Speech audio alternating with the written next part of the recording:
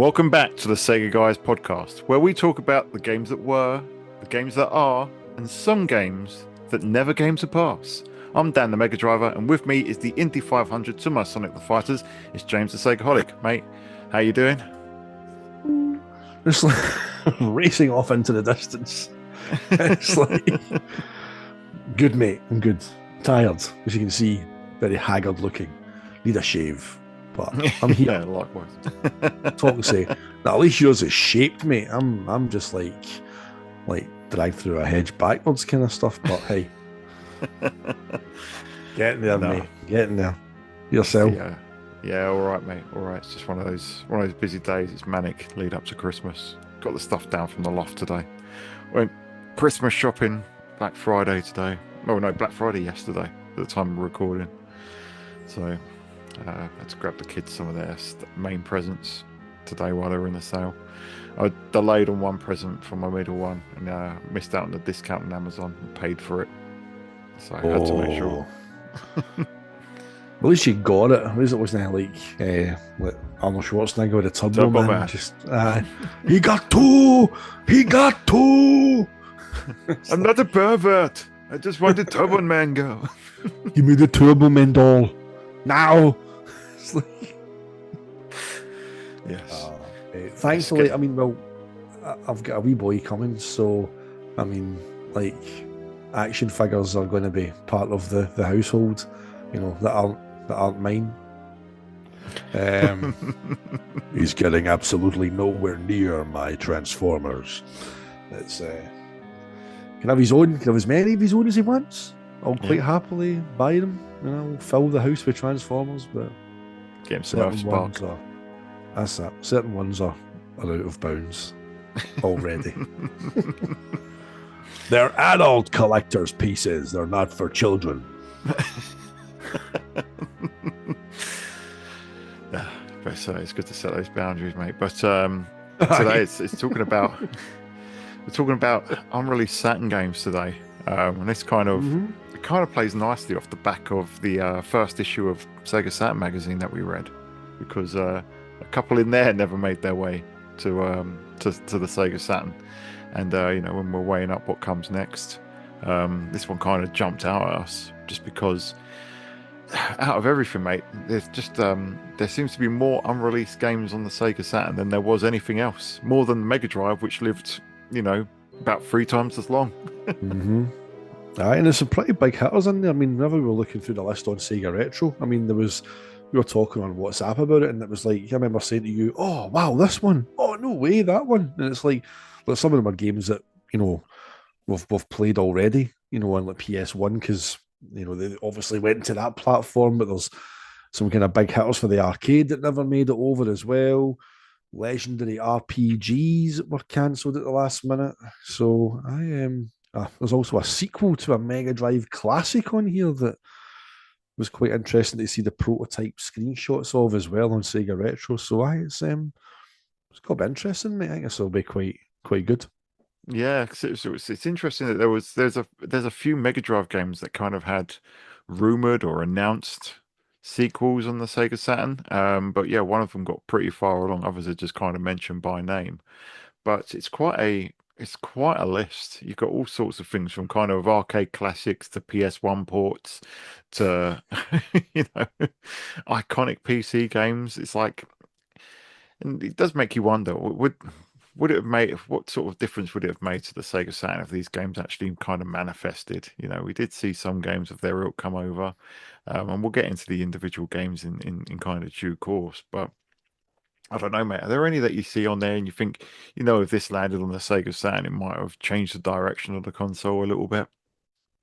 I don't know, it changed the direction of the console, because I think in the UK especially, I think the kind of media, you know, and retail mindset had already been kind of set in place. You know, PlayStation was the darling of media and retail. You know, I mean, we all know that. The thing that always is intrigued me though is, like, obviously Yu Suzuki and AM2 came up with the SGL, right? So, like, the whole purpose of SGL was meant to be to aid third parties in getting more out of Saturn easier. But then it kind of transpired that it was Sega themselves who got the best out of SGL and Sega's own teams without using SGL, got some incredible results building games from the ground up, which kind of begs the question, well, this whole ethos about Saturn's too difficult to work with, it wasn't that it was too difficult to work with per se, it was that it was more difficult to work with than PS1. So I think there was a slight element of, I think laziness might be a bit harsh, but like there was no real willingness to learn Saturn. I think like PS1 was just too convenient. And I think that kind of led to whenever they came over to Saturn having to learn SGL, totally different architecture that maybe they just thought this isn't worth their time. So it's kind of that I think has kind of lent itself to the whole Saturn was too difficult to program for. I think it was just more difficult than PS1 as opposed to being just point blank too difficult. Yeah, I know. I completely agree on that. And I think, developers at the end of the day, they're only human. And, depending on the developer you are, you've got some astoundingly not talented Western developers that did amazing things with the Sega Saturn. You look at stuff, look what lobotomy software did with the Sega Mm-hmm. Saturn. But yeah, there's so many that just use one Hitachi SH2, didn't use both, you know, VDP processors. Loads of them complained about having to code in assembly as opposed to coding in C. Which is amusing because my son was saying these days it's all Python and everything, and C is too complicated. As well, C was the simple one many years ago. Aye, Um, but yeah, they didn't like writing in assembly. But the thing was, I think it was more the norm in Japan where people did code in assembly, especially in arcade machines. And yeah, it probably is that they didn't want to learn something new. Some of them, you know, how much passion did all of the developers have? And I think sometimes you look at, I was watching a video recently, and it had a couple of games featured that were Mega Drive games. I can't remember what they both were. One of them was Captain Planet. Um, I think it was yesterday I was watching, and the sound effects and the music were awful, and they were obviously using the Gem sound driver. And why do people use the Gem sound driver? Because it's off the shelf, it was easy, it was there, rather than something that people like put a lot of effort in. It's not like they were doing something like Yuzo Koshiro was doing. Not only were his arrangements and compositions exceptional, but he was using the Sega Master System sound channels within the Mega Drive hardware and doing all sorts of like crazy stuff like that, and putting that sort and I think it is. I don't want to say it's lazy, but I think it is kind of. It was a little bit more than people were willing to put into aye. the Sega Saturn. It's a saying in the business world, mate. It's a will issue, not a skill issue. Yeah. Oh, getting the corporate terminology in there. There we go.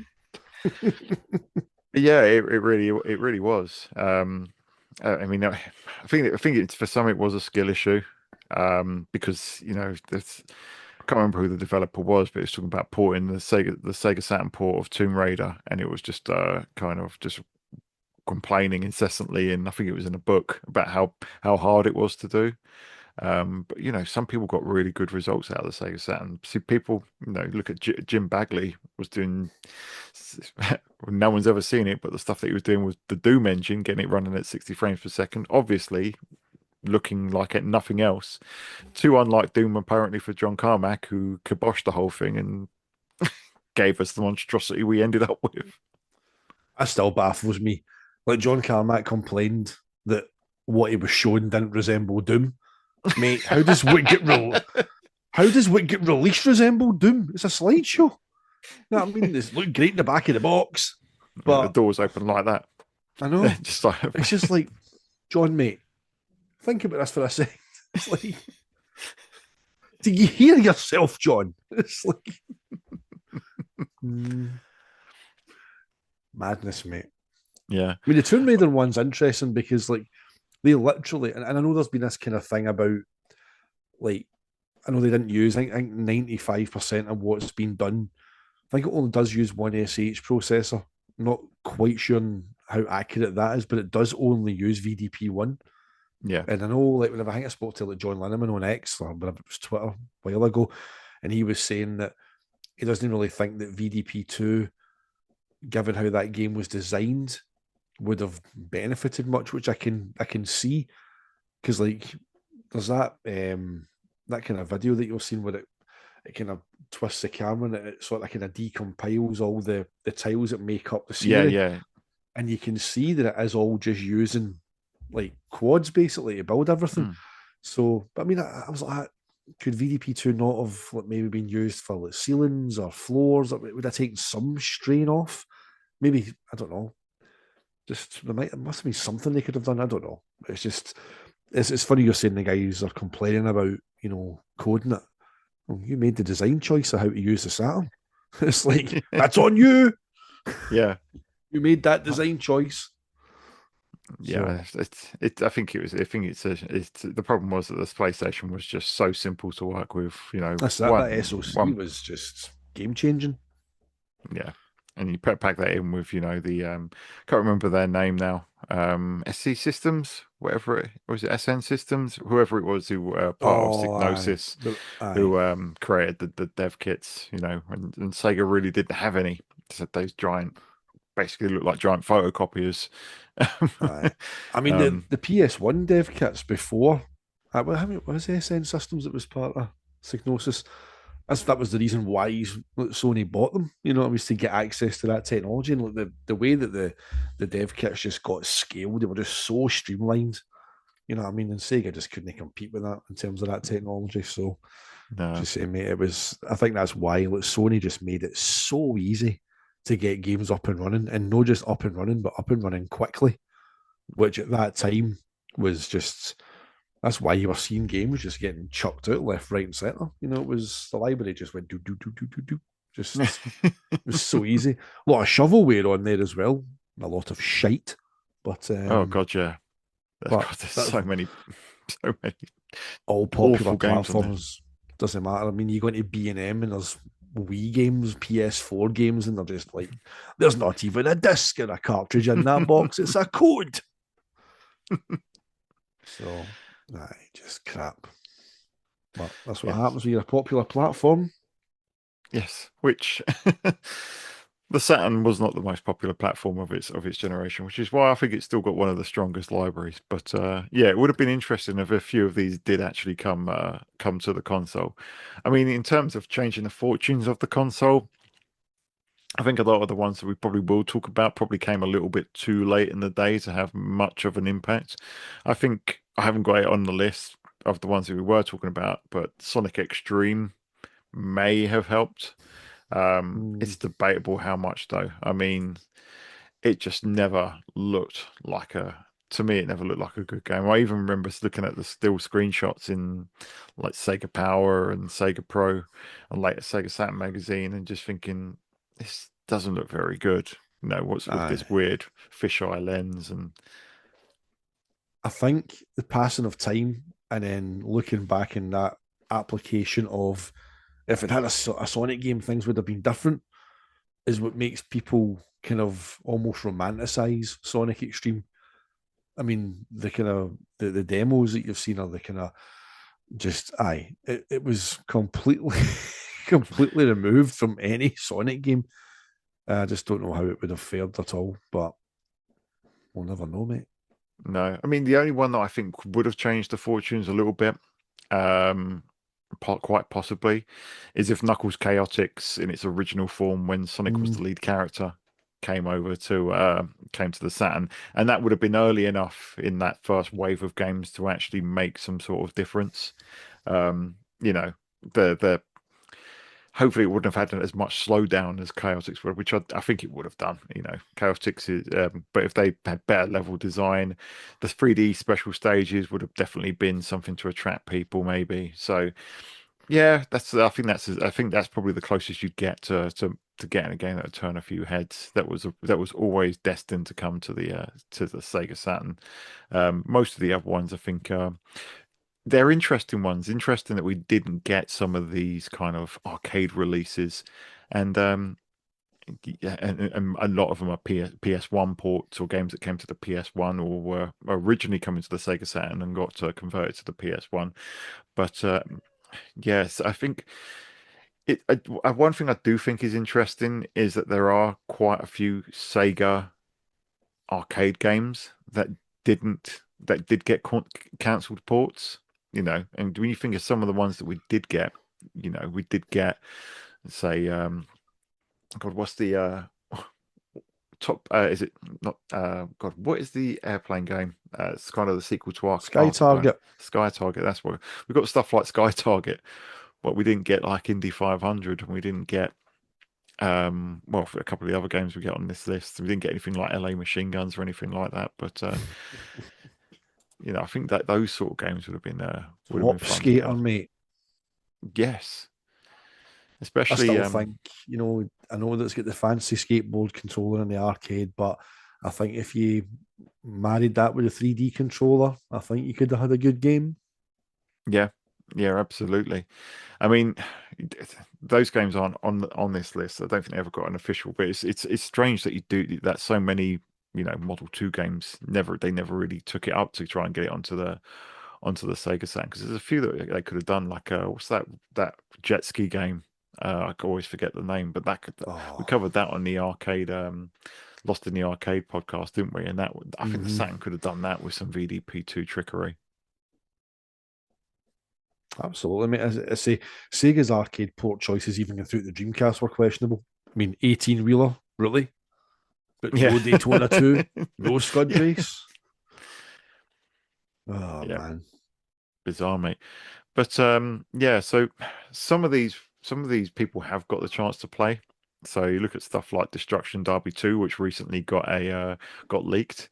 Um, I mean, as far as playable prototypes go, it's kind of playable is probably generous to call it. I mean, it's very much you know feels like it's 10% complete, or even that feels generous. You look at like Virtua Fighter 2 during its various phases, and you look at Destruction Derby where you're missing all the textures and everything. It's still very early, but yeah, playable nonetheless. I don't know if you got a chance to play that.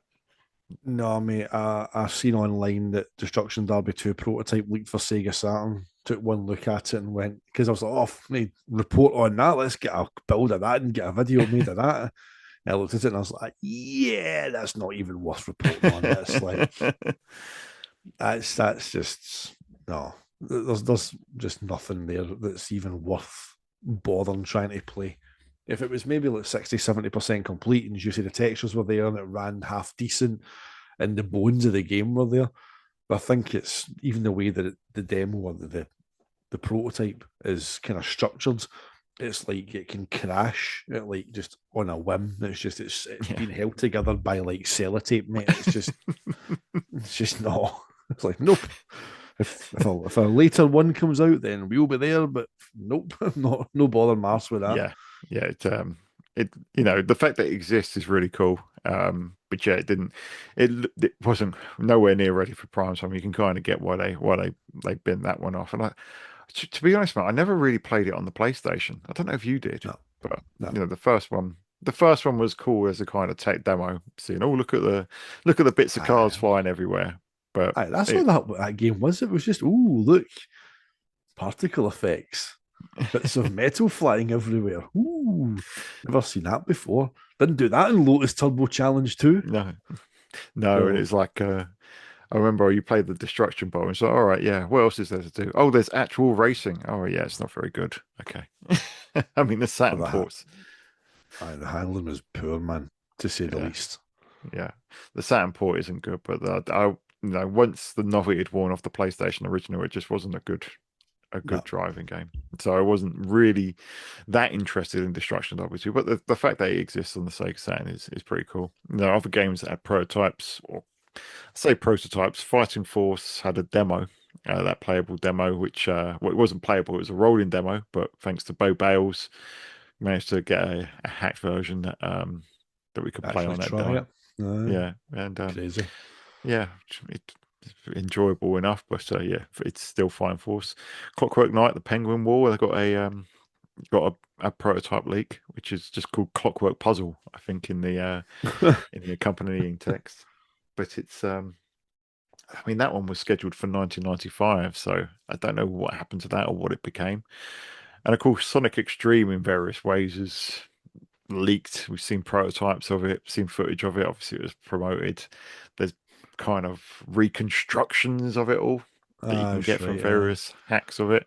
Um, they all try to do something different. I don't know how many you've seen, but there's ones that use the Sonic 3D Sonic model instead of like the sprite one.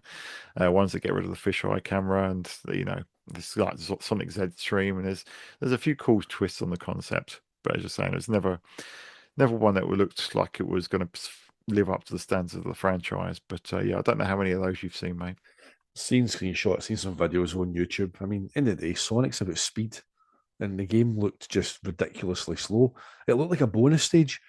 I think the inspiration, I don't know if it came for the fact, if you remember the Sonic 2 special stages where you kind of run Yeah. across the kind of the globe and you've got to turn the red ones blue and all that. It's just like kind of looked a bit like that. But there's a pace that goes. It's a lot slower than the main game. It's like Sonic's about speed. Where's the speed in Sonic Extreme? It's like, nah. Yeah, As I I say, know. it's romanticized because it existed and it was promoted and it had a big visual at E3 and then it just disappeared. And people have kind of put this whole Saturn failed because it had no Sonic game. It was a cancelled Sonic game. That would have saved it. What if it came out and get absolutely panned? Yeah, I that mean, would they have could have been. killed the franchise in one go. What they should have done? Made Sonic 4 in full 2D, using all the 2D capabilities of the Saturn, but then the gaming media who were totally like fascinated with 3D, infatuated is the better word. I mean, anything 2D was getting shat on. We've seen that. We're talking about the Sega Saturn magazine issue that we did last Yeah, time. Like Street Fighter Alpha being called, was it Street Fighter Alpha being called? no, it was Like Street Fighter the movie, wasn't it? Street Fighter the movie, I like this is the first Street Fighter game on Saturn, and hopefully it will be the last. Because who needs this old tat? It's like, mm, So that's the kind of that's just scratching the surface of the mindset in the mid 90s when it came to 2D. Because like Revenge of Death, I was playing that early in the Astro City Mini because I had it out to capture footage of EF1. I was like, this is brilliant. Like it'd have been ideal for Saturn. But again, Yeah, it'd have been like, oh, this old 2D stuff, you yeah. know. Hopefully, it will be the last Golden Axe game ever made. Here's Golden Axe the Jewel. Oh, wow. Yeah, that's the frustrating thing, isn't it? That's why I was saying, if they actually released what was originally meant to be a Sonic game on the Saturn before they put it onto the 32X as Chaotix, because Tom Kalinske felt that obviously that the 32X didn't have enough games on it. If that Sonic game came to the Saturn in early '95, then I think it would have just been just about acceptable, and it probably would have pulled a few people in, with the Mm, 3D special stages and stuff, and they would have been, oh yeah, it's the same 2D gameplay that you know and love, even if it's getting a bit old hat and 3D special stage. But if you do try and do that in 1996 onwards, then aye, you're getting, well, maybe even late '95, you're getting plastered for it, that's it. um, wrongly, And people saying, "Oh, in the ideal timeline, Sonic Mania would have come out on the Sega Saturn." It's like, if it come out in 1996, Sega Saturn's getting ripped a new one for having another 2D Sonic game on it. That's it. We've moved on from 16-bit, you know, get with the times. It's just no. Unfortunately, it's just the way it was. It was, mate. I mean, that's for we'll get into each game. We'll get into a few games in a second, but as for why they're cancelled, I think for the most part, it's either because of the Sega Saturn was not faring very well in the West, or because Sony bought the publishing rights, or in some cases, it's a little bit more unclear. Like, as we get into kind of Indy 500, not entirely sure what happened there. But in fact, yeah, that might be a good place to start because obviously we'll touch on Indy 500 and Deadly Skies, given we touched on those in our Sega Saturn magazine read through in the Yep. last podcast episode. And yeah, Indy 500 even got a big spread in Sega Saturn magazine. A port was confirmed there. It Aye, was coming to the confirmed. Sega Saturn, and it never materialized. And I think you're saying it probably was due to Daytona CCE taking the development team away from that project. It could well have been. I think it was also the CS team that had worked on, Sega Rally. I think they were kind of busy with Daytona at that point because they would have been the ideal kind of candidate Mm, to take it on. Also, AM3 or AM Annex, as it was, did Sega Touring Car. And for all Sega Touring Cars' faults, that's the thing I said last week or 2 weeks ago, is that Indy 500 moves faster than Sega Rally, arguably moves faster than even Daytona. It's up there with Sega Touring Car in terms of that sheer ridiculous pace that it goes at. So obviously it would have came before Touring Car. Was even at that stage, was it kind of challenges in keeping the pace up yeah. to do the arcade game justice, even at 30 FPS or even was it 25, even they kind of tried to run it closer to the original Daytona kind of speeds, straight away you're losing that kind of breakneck pace. And that I think that's vital to Indy 500's gameplay, Mm, is that pace. So I think it might well have been a design decision just to kind of walk away from it because they couldn't get the speed up. Also, EM Annex did later on with Sega Touring Car, does a great job of replicating the pace of the arcade game. If you play Sega Touring Car for an hour and then put Sega Rally on, mate, it feels like you're driving on a school run in the morning. It's like it's so slow in comparison. But Sega Touring Car did come at a cost, which was its performance. So, as I said before, if you play the Japanese version and use a 3D controller and manual transmission, there is a game in there to enjoy, but it's not without flaws. So I think Indy 500 in the end was just a combination of design decision and just the fact that the teams were busy on other projects. yeah. I do wonder, if the geometry on the cars and the environments are maybe a little bit simpler in Indy 500 compared to touring car. Touring cars got a lot more detail, more detailed Mm-hmm. textures. The shapes of the various cars that are in that game are a lot more detailed. I do wonder if that could have helped. The fact that in terms of an F1 car, you can get probably a pretty basic model. Maybe just lift one out of virtual racing or something and plop it into Aye, the. But yeah, maintaining that pace, and you can't forfeit the frame rate on Indy 500. It would have been a tough ask. Um, so yeah, I would have loved to see it come to the Sega Saturn, and it never actually got a home port. It's another one that's lost to lost. time, and we'll likely never see it unless they decide to. They would have to drop the Indy 500 license and rename it or Exactly. something. We did it with Daytona 2, arcade racing legend or something. What's it called? What they called it? Oh, Sega Racing Classic. Sega, no, arcade racing legends, that god awful Dreamcast indie homebrew racing game. Aye, Sega Racing Classic 2. You know, aye, Indie Car Racer Classic or something. I don't know. It could Sega come Indy up. Car. That's like come up with something. Like just put all these games in a pack. Just put them like people are emulating them on like really shitty PCs, man, using the Model 2 emulator. Just put them in a pack and sell them. There's a Yeah, I market. know. It's so frustrating, man. Honestly. There's a Like market of ten old bastards that'll buy it. I watch You this look at mate, the two it'll of them. come like 30 years time. If I'm still doing this, I'll be like coming up for 80. Like, well done. We finally got Indy 500. But I've got arthritis in my thumbs and I can't play it. It's like I'll buy brutal, them, mate. or they'll have some sort of neural implant. You just play it sitting like that. Was it Futurama when you buy the iPhone? It's literally the eye like Yeah. that. Sega Uh, games direct to your brain. sounds ideal. Maybe like that Black Mirror. When they go into the when it's like a retirement home, isn't it? They just plug you into like some sort of matrix, and that person goes into the 80s playing arcade games. Hey, what a way to go.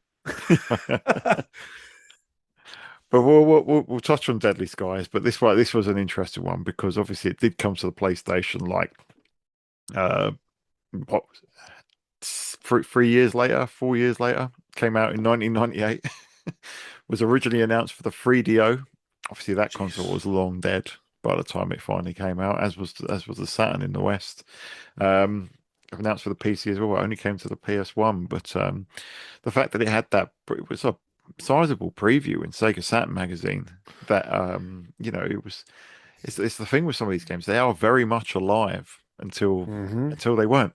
So they weren't, I mean, as we said on the Sega Saturn magazine issue, it's like the screenshots are in it, and it's down to that unique, unique hardware setup of each console. You can tell those are Saturn screenshots, Yeah, and looking at it, it's not the most taxing game. It's even looking at the PS1 version, it's like the plane models are pretty basic. The scenery, I think VDP2 would have certainly made it a much easier game to run on Saturn because yeah. it's a lot of kind of like blue skies and deserts and kind of concrete and sea and kind of like wee mountains coming out like kind of islands, the sea and stuff like that. There's like plenty of far into the distance stuff, so that's where VDP2 would have just went, well, let me take care of that. It's not a problem for me. It'll go for fucking miles. Why they cancelled that, I don't know. I'm looking at screenshots of it now on the PS1, and I'm like, there ain't nothing their Saturn couldn't do. So who knows, mate? Yeah. As we said back, that what the reason for that is, Some, yeah. could it have been financial? Could it have been Sony had made a decision to try and kind of throw a wee bung their way to come to them? I can't really see that being the case. It's not as if it was like a game that was jumping out and making you go, "Whoa, we need to have that." No. It's like, but aye, bizarre one. Yeah. 1997 it says for PS1 on here. Oh, was So it 97? All right, so the Saturn was still about. So yeah. I keep laughing, mate, because every now and again you're talking and your Optimus Prime is bouncing and it looks like he's just nodding and agreeing with you. oh, so he is. I agree. I think the SEGAHolic is making some excellent points here. Teletran 1, subscribe to the Sega guys. But yeah, you're right. It's baffling to me that we don't have more like flight sims or anything like that coming to the Sega Saturn. Amazing. A booby trap that actually catches boobies. Oh dear. Yeah, it's amazing that we don't have more like arcade flight games like that where you've just got, clear blue skies at the above VDP2, blue ocean underneath VDP2, just render the 3D enemies. Get the HUD will probably be done in VDP2 as well. Like we should have more of them. Yeah. It's like how did the Sky Targets like perform so badly? That thing chugs sometimes. So It oh, does, even aye. though even though I know it's not a great game, but I do have a real soft spot for it. Although the fact that I told someone back in 1997 that they shouldn't get a Nintendo 64 because it's a low resolution piece of shit. This is my words as a 14-year-old at the time. I said, don't get an N64, it's a low res piece of shit. You don't need Lilac Wars. The Sega Saturn has Sky Target. Now, much as a Sega fan I am. Wow, mate. I mean, there's an interesting discussion on the 8-bit mods, VMU Pro Discord. It's going to be discussion about like Saturn and N64, and a couple of people are going, I'd still pick Nintendo 64 over Saturn every day. And I'm like, based on what? Arcade racers? Arcade fighting games?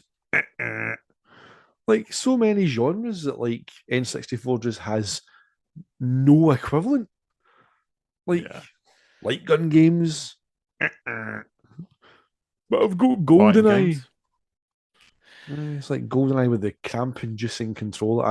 I can't. I tried to play that thing back in the day, man. I couldn't just. It was just felt. Yeah, no, I mean, I do like a lot of the N64. I'm not gonna lie. I mean, I do like. I mean, obviously, my comment back then as a 14-year-old about Star Fox 64 was complete nonsense. Why would you play Sky Target over Lilac Wars? No one should ever Mm. do that. But Panzer's I mean, Five better especially than. how much you love Lilac Wars as well, mate. Yeah, It's well, I like, do. I do. aye. But yeah, but the wrestling games on there are brilliant. GoldenEye on there is brilliant. Mario Kart 64 is decent. Ocarina of Time is an absolutely phenomenal game. And Mario 64 was, I suppose, interesting at the time.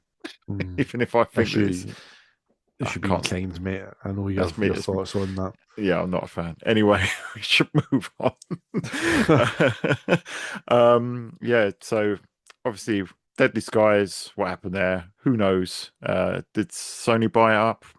Uh, Probably not. But tell you what, they did buy up, mate. Medieval was originally coming to the Sega Saturn. Was originally in development for Sega Saturn and Windows. Until Sony came in and said, "Like, look at that. We'll buy your studio." The thing is, mate, I don't know And then what they see. they built it from That scratch. I don't know what they've seen that they like to look at because I played a demo on a demo disc in PS1 and like I thought it was dung. I'm not the biggest fan of Medieval, I must admit. It's even reviews at the time, and then the reviews of the remake that came out a few years ago on PS4 weren't overly positive. You know, the reviews of the remake basically said that it was an antiquated design style. But even at the time, for a lot of people were. I think there's a lot of charm about it. You know, what's his name? Dan Fortesque. The skeleton.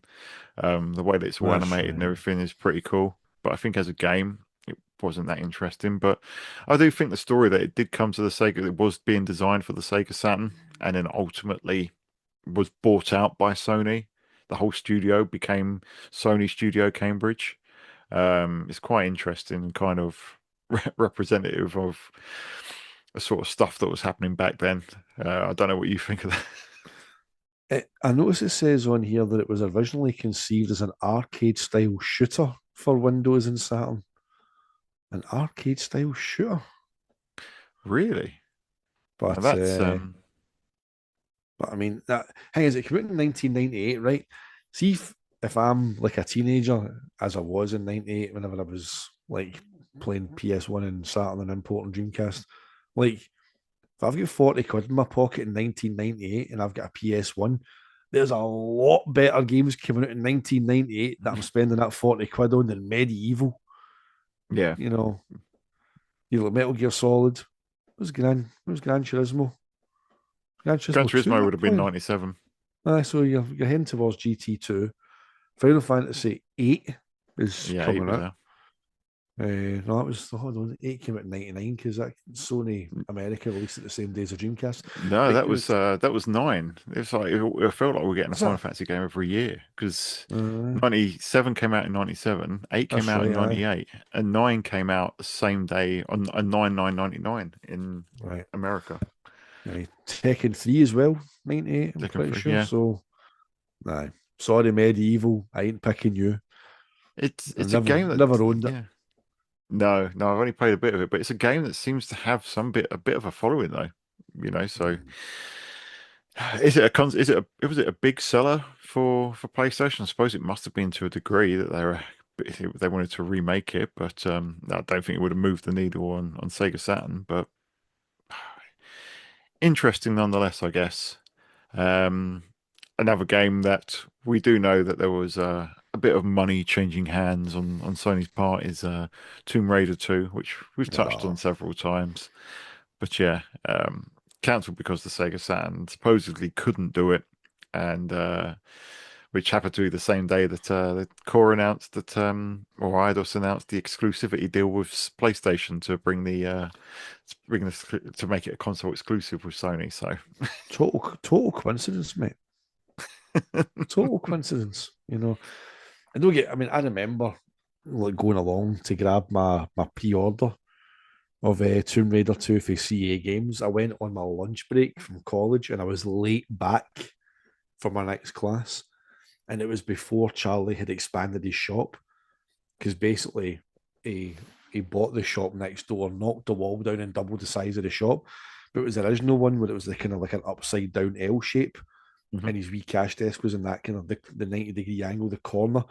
And he's Saturn up in that top corner there and running the Japanese Saturn plane. But there was so many people in picking up their copies of Tomb Raider 2 that day. And I still remember having to hand my money over like a crowd. I was like, and then like Charlie put it in a Like wee brown Flaming bag. Moe's. Aye, and it like people, mate, that my copy of Tomb Raider 2 crowd surfed to get to me, right? Because like Charlie's basically handed it, and I couldn't reach, so he's like handed it to somebody who's handed it to somebody to hand it back to me. You couldn't get in the shop. It was, I think, that was the day I actually decided to expand because it was just carnage. Um, in fact, I went to pick it up, but my mum was buying it for my Christmas, so but she was at work whenever I got home. So I had a sneaky first kind of like hour play of it. I was like, ooh. Then she came in and was like, have you bought that game? I was like, aye. It was put away. So see the stories, mate. That's what it's about. See, I didn't play it until I played a rental version on a friend's PS1. I thought it was all right. Um, yeah, it just goes to show what a massive cultural phenomenon, Tomb Raider was at the time. You can see why Sony wanted to have the exclusive rights to it. And without a N64 port of the original, I mean, the Sega Saturn, obviously, it's forgotten quite often that it came to the Sega Saturn first. But that those couple of weeks exclusivity on the Sega Saturn really didn't give it that much of a. It really didn't lean into the identity of the Sega Saturn at the time. No, Didn't push it. It's all like, look at this amazing game on the PlayStation. And it's like also exists on the Sega Saturn. Yeah. it was only exclusive for 2 weeks, but it's still the fact that she launched there first, but she became like a complete PlayStation mascot at that Yeah. point. Even The before second the game's deal. the second game's phenomenal. Like that first stage is brilliant. Is you drop down, you slide down the kind of slope, you've got the tiger, and you go into the right hand Mm. side, and you go through the wee pool of water, and you work your way up to the tower at the top of the mountain kind of range and stuff like that. Shooting crows that try and attack you. No, I've been attacked by crows in my life, but for some reason those ones attacked her. But it's a great game. But again, the Saturn version would have probably been visually inferior to the PS1 Yeah. version. Would have ran probably worse than the PS1 version. Then again, if the guys at Core had, harnessed maybe SGL, had made it kind of work that way, use more of the Saturn's architecture to get more out of the system, then kind of who knows. There's a fan port trying to kind of build the Tomb Raider 2 letters. He's building the Mm. Tomb Raider 2 levels on top of the architecture for the first game, trying Yeah. to kind of try to layer it. So we still might eventually see, if it ever gets finished, we might see a bootleg kind of Tomb Raider 2 on Saturn, but it was a kick in the balls back then to not get it. I mean, again, I Yeah. was fortunate that I can at that point I did have, the Saturn and the PlayStation sitting together, so I was in a good position that I could get the best of both. But it was still annoying to see the claims that our Saturn can't do it. Oh, by the way, we've signed a deal with Sony. Huh? Like, okay, not coincidence at all. No. Speaking of Sony and staying on that theme, but slightly different take on this one. Formula One was actually penciled in as a Sega Saturn game Aye. at one point, which this is probably before Sony really had enough with Psygnosis putting their games on multiple platforms. Because I didn't. It was only in recent years I found out that they were close to selling Psygnosis or doing something pretty drastic with them because they were insistent on putting all their games on other platforms, after the Sega Saturn ports, the Mm. Wipeout 64 and everything like that. Was that Um, what pretty dramatic, like shutting them down, buying them yeah. back, or reopening them back up, then shutting them down again? It's like, they kill you well, once, we'll kill you twice. well, they did that in the end, didn't they? And they did that. Who else did they do that to? God, that Was it was it Studio actually? Liverpool that Psygnosis became Psygnosis? Yeah. Like little Sean Connery there. What happened there? No, that's no. So didn't that actually happen? Is that what you're referring to? The fact that Aye, they turned Signasis into Studio Liverpool, closed Studio Liverpool, they created another studio called Fire Shark or something, that's fire. bought Aye, that, and then closed it down. aye. So you've killed Signosis, resurrected them, and then killed them again. No, I mean, unbelievable. But I F1 because we've spoken about F1 live information or F1 challenge as it was Yeah, called in the West and how good a game that is, but it did suffer from not having like the full license and the full roster of drivers and the kind of the iconography of the TV kind of yeah, broadcast, which is what the Bizarre Creations game did really well. And we had a laugh at the Murray Walker commentary, yeah, legend Murray Walker, absolute legend of the F1 heyday for me. Michael Schumacher and Eddie Irvine against, Mika Hakkinen and David Coulthard. You know, oh, halcyon days, mate. Love it. What a time. But aye, it would have been great to see and a full blown official F1 game on Saturn. And the thing about it being Bizarre Creations, it's ironic that like they would go on to like form that kind of strong bond with Sega in terms of making them Metropolis Street Racer yeah, for the Dreamcast. So, aye, but no, the F1 game in PlayStation was brilliant. It was absolutely brilliant. yeah. It just captured the look and the feel perfectly. Lights out, go go go. Oh, Oh, brilliant. another game that came to PlayStation that you mentioned, mate, was Roll Cage. This one came to Yes, PC as well, didn't it? I don't think it came to N64, but this was an interesting racer. It's not wasn't a massive hit, but it was a fun and entertaining racing game nonetheless, and it's something a little bit aye, different. aye. I played a demo of it and I picked it up cheap for Game Zone, like at a sale, or maybe a pre-owned copy. I can't remember exactly, but it was. I mean, it did the job. It had really nice lighting effects. The track design was really clever because also the whole premise is that the car you're in doesn't matter what direction it's. There's no upside down. The thing can just, as the name suggests, it's a roll cage. So again, remembering it visually, I don't think it's anything that Saturn couldn't have done. Maybe the lighting effects. I think if you look at the Wipeout 2097, the light trails on the ships on that on Saturn they were kind of also the mesh transparencies and stuff like that. So maybe the lighting effects would have been kind of dialed down. Yeah, But again, as you say, mate, it wasn't a massive hit. It wasn't like a racing game that was going to challenge like a Sega Rally or a Ridge Racer or even like a Rage Racer or Type 4 or Daytona a little bit.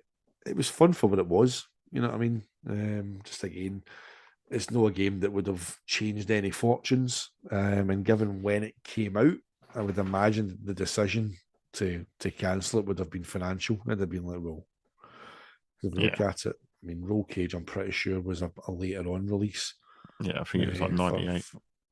for PS1 because I say it was on OPM's demo disc. It was 99, mate. Was So it? aye, Wow. there's a title screen for it. I remember that. Remember it really well. Yeah. Yeah, I mostly played it Uh, on PC. Not my own PC. I had a friend Charlie's PC. I was playing it. He had it on there, and yeah, mm, it was a great. Even on PC, it was a great racer. I mean, on PC, it looked amazing as well at the time. aye. It looked great, like really crisp. But yeah, speaking of games that came out in '99, mate, Croc 2 obviously got advertised as a Sega Saturn game. I think it might even be on the back of the manual. I think. It's like coming soon, Croc Seriously. 2. It's just saying it's not. But there is some sort of Croc 2 like advert somewhere where you can see kind of it's got coming soon to PC, PlayStation and Sega Saturn. So it was definitely coming. Mate, so But I'm fastest finger here. I'm just like, so the US clock manual does indeed. There's the it's the US page. one. The US coming Christmas Oh, there it is. 1998. Yep. That's the back of the US manual on. There's a US manual there on Sega Retro. Ah, okay. So, yep, that's it, mate. It was definitely promoted as coming, but never happened. There's nudge prime there. Sorry, mate. You just nod away. Um, the Dreamcast version was announced in summer 1999, along with some high resolution screenshots, which may have been from the PC version. This Yeah, version was it's interesting. cancelled in the autumn of 2000. No. Yeah, can kind of guess what happened there, but But mate, yeah, know what it it's says? No, just to sort of cut you off, it says yeah, go on. again due to alleged porting difficulties. Porting difficulties to the Dreamcast. Yep. Now that's interesting. So it's an Edge, page 13 of Edge, issue 89 is where that is claimed. So I'm loading that page up now because I would like to see exactly what is quoted and who made that accusation. I can't imagine the Dreamcast would have had too much problems with Croc 2. No, I mean, so they made well, they made Red Dog. I don't think Argonaut made anything else, did they? I think that was the only. I think Croc 2 was the only one. All So yeah, right, so it's so got Alien Resurrection on here as a Dreamcast game that was in development under Argonaut. It obviously came to PlayStation, one of the first games to use kind of the twin stick first person shooter controls. But yeah, bizarre that that they're saying that there's porting difficulties bringing it to the Dreamcast, unless they were trying to use Windows CE to bring it over, which wouldn't have been the most optimal way to mhm. bring it to the Dreamcast. Don't see anything on this page of Edge. All it's talking about is that Dreamcast price slashed from 200 to 150, and we've had PC port Baldur's Gate has been dropped. UEFA Striker 2001, Croc 2, and Max Payne were Yes, that was also coming to. cancelled.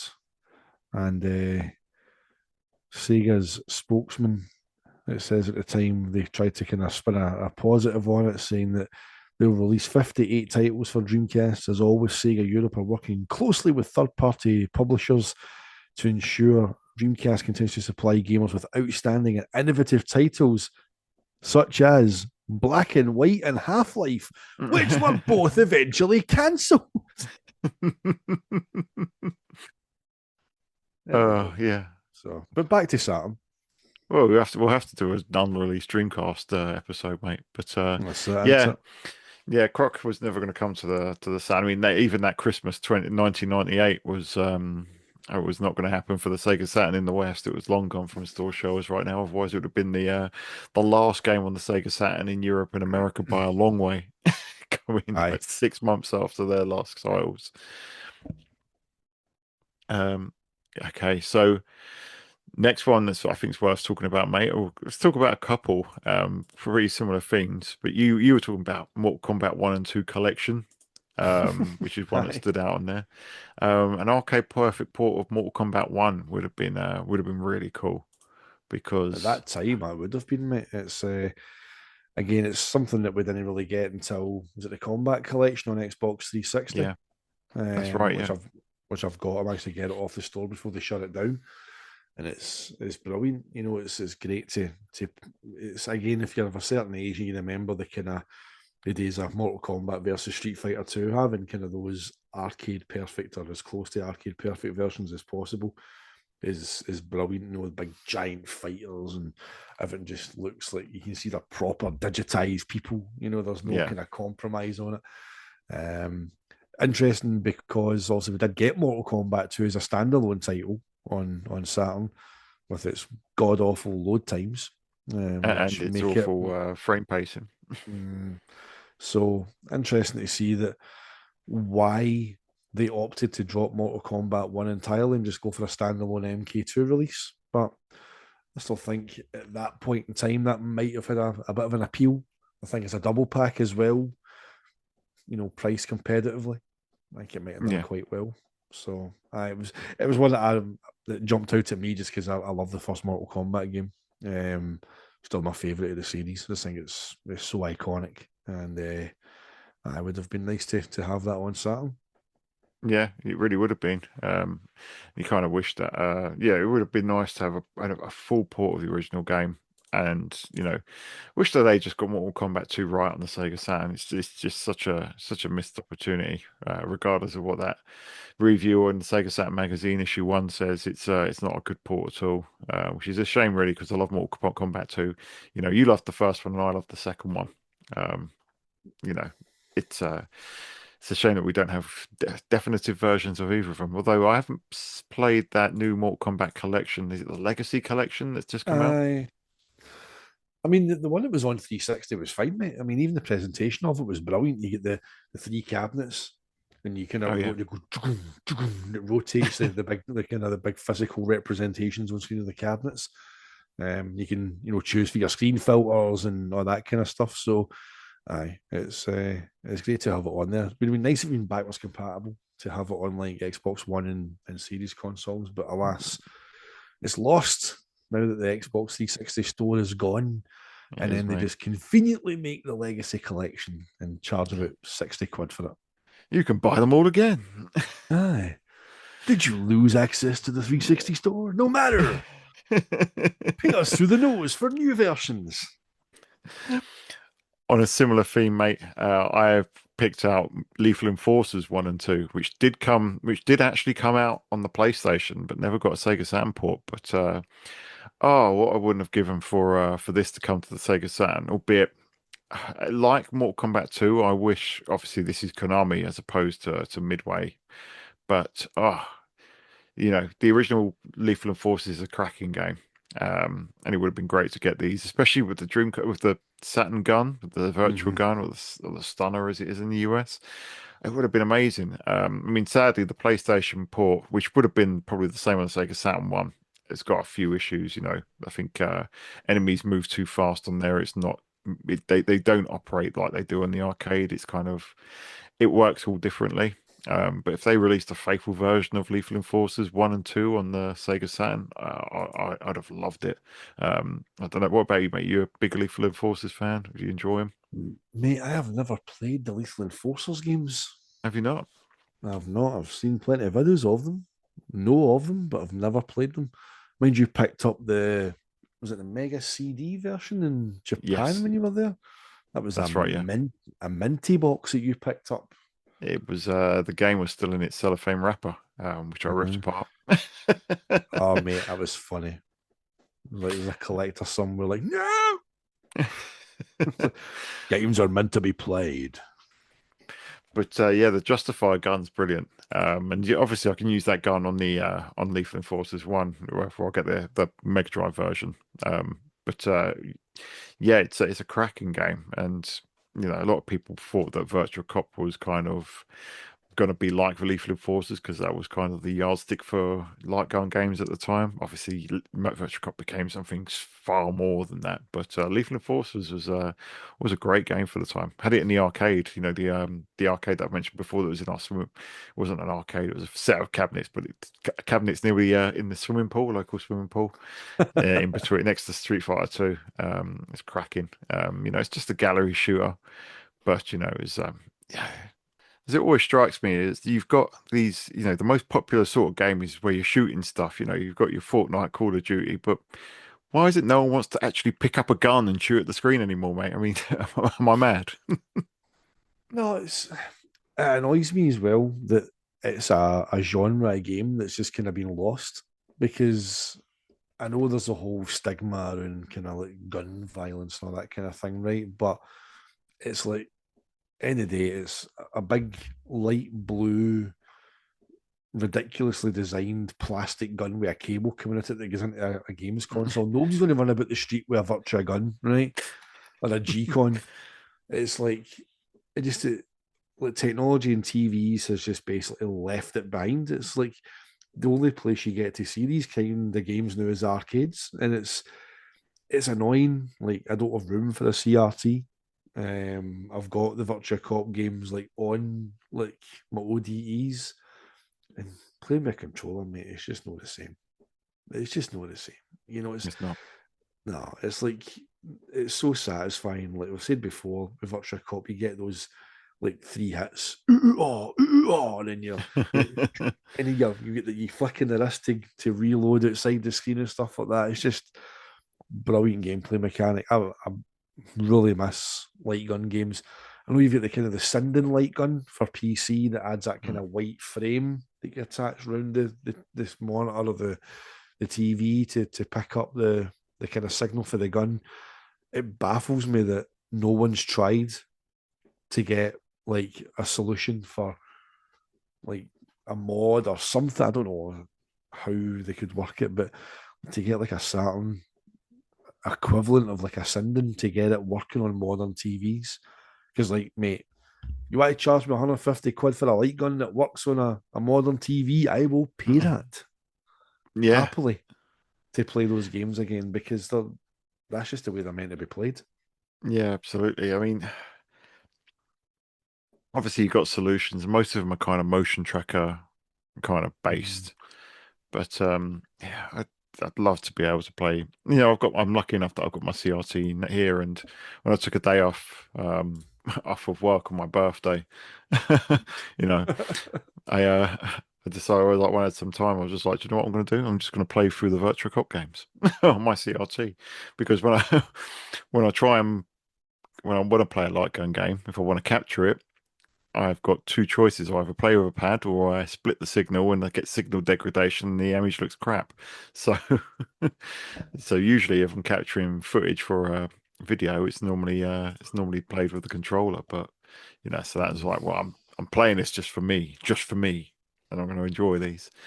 But yeah, I'd love a not like a, a a robust LCD or modern TV solution that let you just point your old or point a version of the gun at you using your Sega Saturn games rather than an emulator, mate. But Aye. yeah, maybe one day. Because There are solutions out there, but the Wii games as well, they kind of cheat because you put the Wiimote into like a gun shaped peripheral, but you're still pointing a crosshair. yeah, It's not the same as a light gun.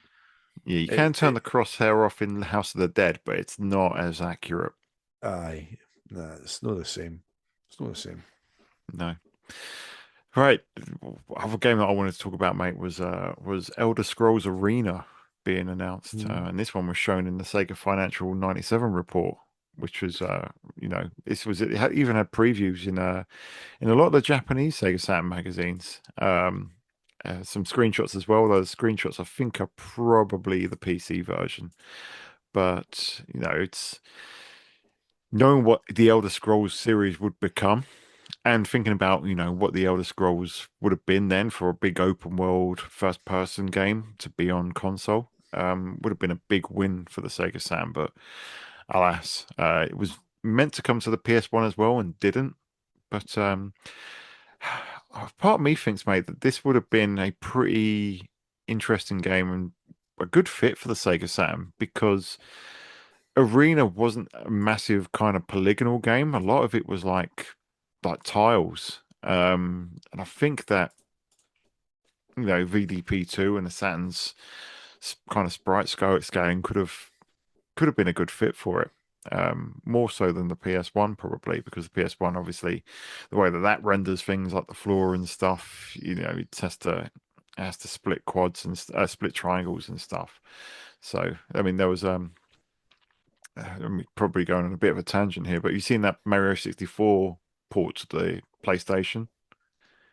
No, Uh, it's so, so Mario 64 has obviously been decompiled for some time now, and some lunatic has aye. decided to port it to the PS1. Um, and there's a Jesus. video out there that breaks it all down, that how like why it's obviously it looks decent to be honest. But they break down why it's such a challenge because the N64 can do huge flat polygons, but the PlayStation has to do smaller ones, Mm. which is kind of an inhibitor on it. But then I was thinking the Saturn can do large quads large tiles because everything was basically just tiles and sprites. So, you know, long story short, I think that Elder Scrolls probably could have came over in some form, but I don't know. Doesn't It's not clear why it was cancelled, despite being on all these lists, release schedules, etc. But yeah, knowing what the series became, mate, I think that would have been a really interesting one to come to the Sega Saturn. Says as well, in Japan, the game was given the tentative name of just Arena. Early material was shown in some magazines and given a price of 7,800 yen. So it says on the Sega Hot Information flyer, it's apparently on page 18 of that, which I'm now looking at.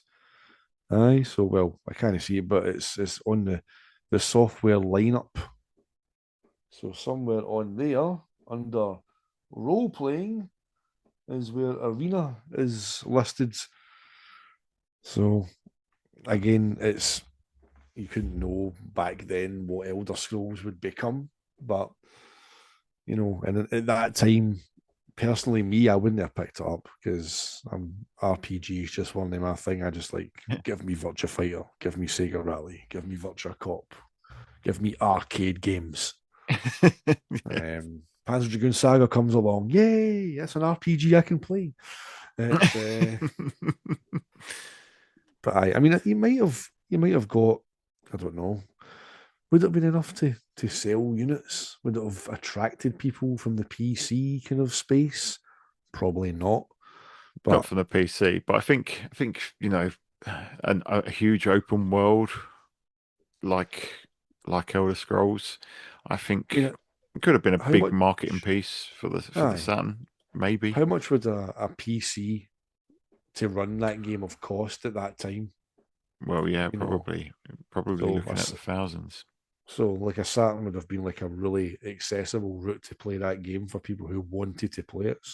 Yeah, very good point. So, aye. Just a shame. Yeah, It's so another massive franchise it was lost out on. Well, wasn't a massive franchise then, but it would go on to be it. So, yeah, it's a milestone game at the very least, which would have been a really big. I think it would have been quite a big deal for it to come. It's the sort of thing that there was a lot of excitement about games like Myst coming to the Sega Saturn and PlayStation at the time. Myst was a big deal. Um, so I think virtual something like it was hydroid. virtual highlight. Jesus Christ, man. Yeah, I think I'd love to see the alternate timeline where it does exist, mate, along with a lot of these other ones. Um, Talking about a game that was a sequel to the Mega Drive to a Mega Drive title now, but which we didn't see an awful lot of on the Sega Saturn. It was almost that clean break, wasn't it? But Comic Zone, mate, I didn't know that much about this one before you pointed it out to me. But obviously, not only was a Saturn version, a Saturn sequel being considered, but there's some really cool looking concept art on Sega Retro.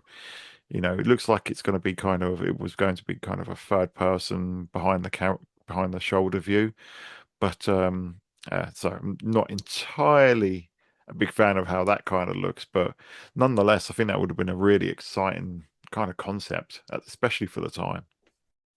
So I'm just loading it up here. I'll show it because it certainly looks, vastly removed from the Mega Drive game, but there's the concept Yeah, for so you how got it would look. So it looks like it's definitely third person, and you're walking into the comic. Now, Comic Zone's got a really iconic stylized look, and it works really well. Like the flat comic on the kind of as if you're lying on a table, the characters moving from frame to frame. The way it works is great. This looks as if what perhaps they were trying to do was that rather than moving from frame to frame in a 2D space, they wanted to take you into the comic yeah, in a kind of 3D space. Even as well, looking at the concept art for how it looks like possibly moving between stages.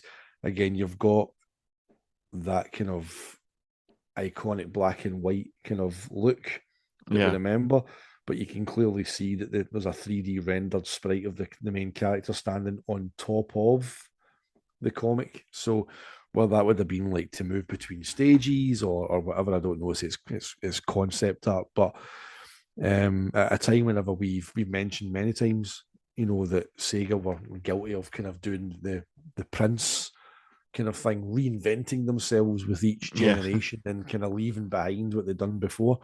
It's interesting to see that at one point, Comic Zone was certainly on its way to, or a sequel to Comic Zone was on its way to Saturn. So I think it would have been interesting, certainly.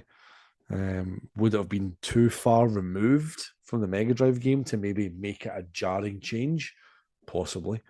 But it would have been interesting to see moving from that kind of flat 2D movement between the panes of the comic to actually being a character running through to give it depth. So, aye, yeah. just a shame. Been It's, a good it's, one. it's what could have been, mate. It's always interesting seeing these games move from 2D to 3D because a lot of the time it didn't work. Because I'm thinking of another game that was planned for the Sega Saturn that didn't come out on the Saturn but did come to PlayStation was Fade to Black, which Mm. was of course a sequel to Flashback. How many people talk about Fade to Black these days? It was not great. It's Hmm. too far removed from the from the original. And maybe that would have been the case with a 3D Comic Zone, but we never I know, mean, mate. But go on. just look, it was another concept image there, so it looks as if that one with the character standing on top of the comic was like a stage select because you can actually see there that there's lightning strikes and he's sinking into the comic. Oh yeah, So that would, to me, back up that if you combine that with the third person view, that you are going into the comic, So interesting to see it change to 3D. Just hopefully one there's a like prototypes that he's hiding somewhere, or there's something at least up and running. I don't know. But the screenshots of the SEGA16.com on Sega yeah. Retro. So aye. Where would we be with these guys sometimes, mate? Sega 16 and Sega Retro, But honestly, man, it's a treasure trove of stuff. Like I don't go near Wikipedia, man, because people can just put anything on that. But like Sega Retro and Sega 16, like the stuff that's on there is gold mine stuff, honestly. Yeah, it is, mate. Got a couple more games to talk about, which are probably ones that we can probably talk about in the same breath almost. But mate, I don't want to take away too much of your thunder from your upcoming trilogy video. But Virtua Fighter 3, probably one of the most infamous or most infamous, one of the two, but well known Sega Saturn ports that was announced and reiterated again and again that it's coming to the Sega Saturn, and it never did. But somewhere out there it must exist. It must exist. But He's waiting it's on it, mate. but all the stories about the 3D accelerator and everything like that, it's crazy to think that it's probably been on a hard drive somewhere that's been lost. But yeah, Mm-hmm. mate, you've been looking into this one a little bit more, haven't you? Oh, aye. And I don't mind getting into it because I think the video at counting my script, I'm just under 4,100 words before I've started to record the script at the time of doing this podcast. I've got all my footage kind of amassed, but Virtua Fighter 3 definitely took me down a rabbit hole in terms of information. So essentially, yeah, it was announced at E3 and it was definitely coming. And there's an interview with Andy Mee, who's the Sega Europe head of marketing at the time. It's Mean Machine Sega that he's interviewed in, and he just gives away the whole story, man. He just does it, and he even throws in a slur on PlayStation owners saying that they're graphics whores. Just throws it in there for the sake of it. But he talks about this accelerator cart and Mean Machines kind of push him on it and saying, so this cartridge will allow the Saturn to do Model 3. And he comes back and yes, it will allow it to emulate, or not emulate as in like emulation, but then the terminology like to ape kind of like Model 3 visuals. The plan, according to Andy Mee, was to not release it as a standalone peripheral, it would be marketed as Virtua Fighter 3.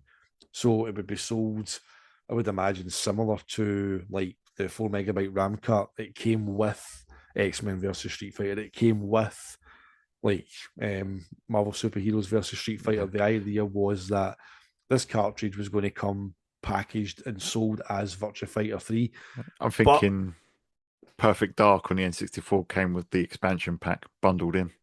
exactly. Right. And talking N64, that's a lovely segue there because the pricing on it, they were asked, Mean Machines asked about the pricing, and Andy Mee says that they're aiming to get it similar to the price of a third party N64 cartridge, so about 80 quid, but hopefully lower. But he also says that the hope is that the cartridge will allow the Saturn to run other Model 3 games. And the main one he mentions is Supercar, aka Scud Race, right? Which, of course, in the arcade version has got the giant Sega Saturn logo at the start of the Yes. first track, spinning the big globe.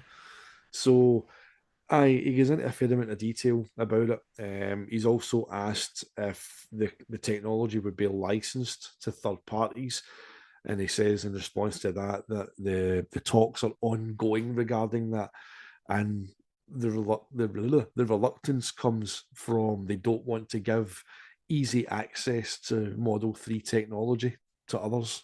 So it was mad going down the rabbit hole on this, like, because I think people think that it's just a myth, but within the walls of Sega, this existed. This was a thing. Now there's the screenshots out there that aren't from the Saturn version. They are poorly emulated Model 3s, like early Model 3 emulation, but people have Yeah. passed them off as like, oh, this is a Saturn version. It's not. There's no footage of Saturn's version out there at all. I but Andy Mee's in there and he's giving away all the secrets, mate. He's telling the full story. He's leaving nothing off the table. The full story's there. So that's featured in the video as well with screenshots of the actual magazine itself. But it was great fun to kind of go down that route. But I think ultimately the right choice was made to bring it to Dreamcast. It's a much better representation of it. Yeah. Although saying that, mate, if there was a 3D accelerator card in a cartridge form for the Saturn that was 80 quid to get us VF3, you and I were buying that. You know Yeah. we're buying that. 100%. 100%. Especially Scud Race as well. Come on.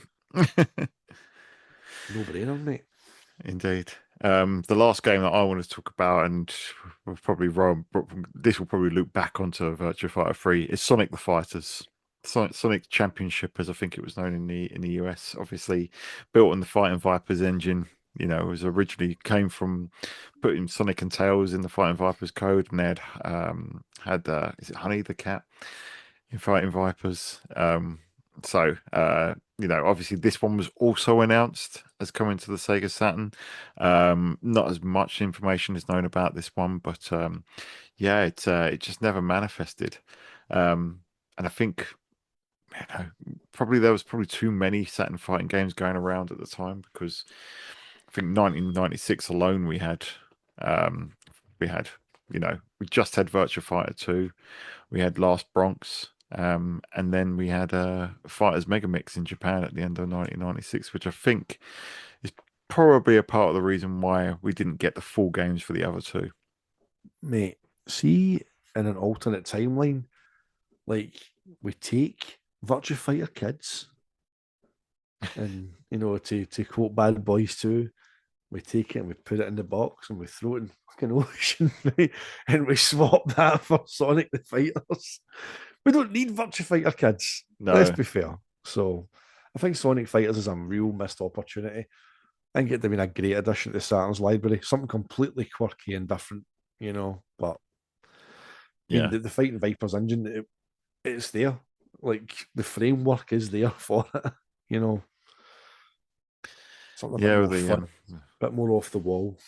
It is. I mean, it's not the best fighting game. I mean, I've got the No, it's Xbox not. 360, got the Xbox 360 version, and it is quite limited. But you know, the visual design of it is superb. I do love that Model 2 looking Sonic on there, and you know, you fight that metal Sonic with the rocket on his head at the end. You know, you can turn into Super Sonic.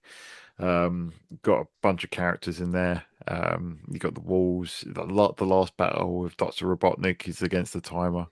It's a fun fighting game. It's not a great fighting game, but it's a fun fighting game. Would have been cool to have that on the Saturn, and I think it would have fit well. And I think, you know, when we did see Bean and Bark and the South Island stage, which is it Sonic Stage? I think it's Sonic Stage. And you see, we got that in Fighters Mega Mix. We obviously got Bark Stage without the ring. Um, but yeah, it showed that the Saturn could do it. So it's a shame that we didn't get it. But yeah, of course, we got those characters in Fighters Mega Mix and Virtua Fighter 3. Because when I was capturing footage on Model 3 emulator the other day for the trilogy video, um, I was uh, I was thinking, yeah, really, if you just take the desert stage in Fighters Megamix with the Virtua Fighter 3 attract mode music playing on it, and then you get Janet, who's got Aoi's moveset, you basically got Virtua Fighter 3 on the Sega Saturn. That's the closest we got to it. That's it, mate. Obviously fighting Fighters Megamix had the character design and a lot of the move sets as well. So it was like a kind of tease that there was kind of little snippets of VF3 kind of lying about, Yeah, but we never got the full thing. But aye, right decision to move it to Dreamcast. But Sonic Fighters, I think, would have that game to me just suits the Saturn. I think just to a T. yeah. So a shame we never got it. Yeah, it would have been, and I think they could have done a few different things with it, added a few more modes and stuff, and just, Sonic didn't get much of an outing on the Saturn at all. It had Sonic R, Sonic Jam, Sonic 3D. Another. It's not like he was afraid to jump into different genres back then. So having that on the Sega Saturn at the time, I think would have been really cool. So it's a shame that we never got him. He wouldn't have been quite as obviously you can see all the quads in his makeup on the Model 2 version. I don't think he would have been anywhere near as kind of angular on the Saturn. I think they would have used much more simple designs on him. Like his belly wouldn't have been about 16 quads that's turned into a I know what socket. you Would have mean. been kind of Aye. would have been a lot more simplified. But I think it would have been really cool to have him on there. So it's a shame that we didn't. And even Fighters Mega Mix, the fact that we got Bean and Bark, but Bean obviously being from Dynamite Ducks, which is another AM2 game. Um, so that's the reason why he was in there. Um, but yeah, it's a shame that even in Fighters Mega Mix, we only got those two characters who were probably the least known out of that game's Yeah. roster, and not like Sonic Tails or anyone else. Aye. But yeah, Madness, mate. Madness. To say it would have fit really well. I think it'd have been a great Saturn title. yeah, it really would. But yeah, Fighters Mega Mix was a great game, but it's also great. So given it was almost a Jimbo and again, wasn't it? Is what you could have won. Let's take a look at what you could have won. It's Virtua Take Fighter it. 3 Take with it. a 3D accelerator card. And one. It's Sonic the Fighters. Oh. And two. It's Scud Race, but you'll never see it because you're not getting your accelerator card. Oh God. Oh, what could have been, mate? What could have been? But That's it. yeah, I mean, there's so many Sega discussions on what could have been. But when you've got this many unreleased games on the Sega Saturn, I think it's a great topic to visit and maybe revisit if people have enjoyed this. When there's Plenty of plenty more. games that we've missed off this list, I can assure you. This is a Yeah, handful.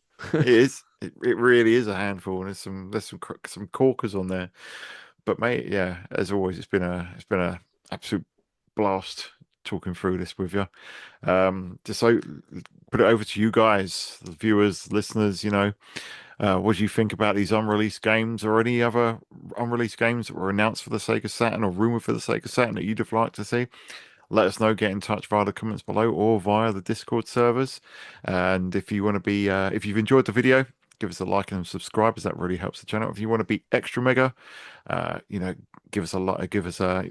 If you want to be extra mega, you can become a member from as little as 99p with a bunch of awesome perks of our Akira All Access members.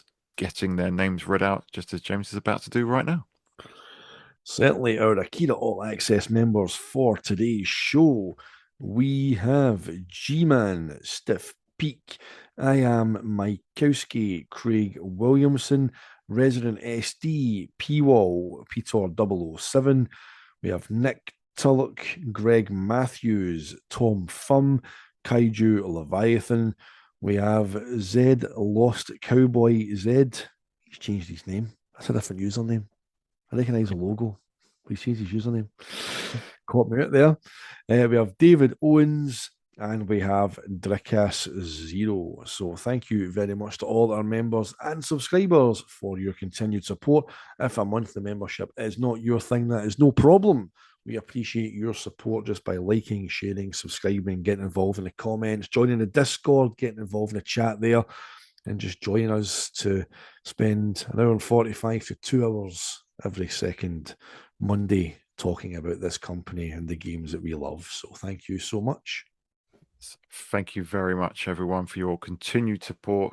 When we started this 5.5 years, nearly 6 years ago now, didn't think we'd be here. No, it was just a little audio podcast, but we'll keep on pushing on, and you've got no shortage of topics for us to get through. Plus another 37 issues of Sega Saturn magazine to come yet, so we ain't going anywhere. But thank you so much for coming on this journey with us. Hope you all enjoy everything that's coming through the channel in the coming weeks and months. We've got some cracking content planned for you. But until next time, we will see you on the Sega side. Sega.